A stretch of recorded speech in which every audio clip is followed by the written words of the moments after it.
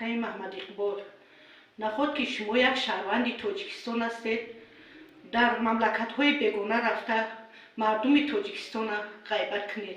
نخود که کارنمایی‌های جناب عالی محترم امام علی رحمان را شما به نظر نگیرید. چقدر کارنمایی‌ها کردند، چقدر تاجیکستان ما را آباد کردند، چقدر مردم ما از جنگ و جدال آزاد شد.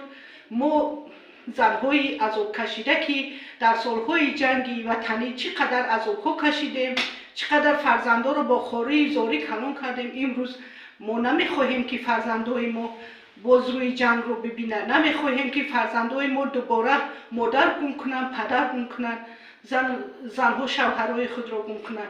شما نسبت تاجیکستان هر خیلی گپ‌ها نزنید. ما یگان مادرای تاجیکستان، چقدر مادری که باشه در تاجیکستان، هیچ وقت به گپ‌های شما فریفته نمی شود، هیچ وقت به گپ‌های شما نمی رود. گفته‌های شما رو هم آنها تصدیق نمی کنند.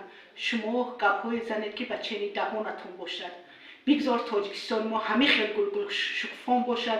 جناب عالی دائم ما در بالای سر ما زنان و مادران زنده و سلامت باشد. ما افتخار میکنیم به جناب عالی. ما نمیگذاریم که به سر وطنمون دوباره جنگ و جدال بیاید، دوباره مادران آب چشم ریزند.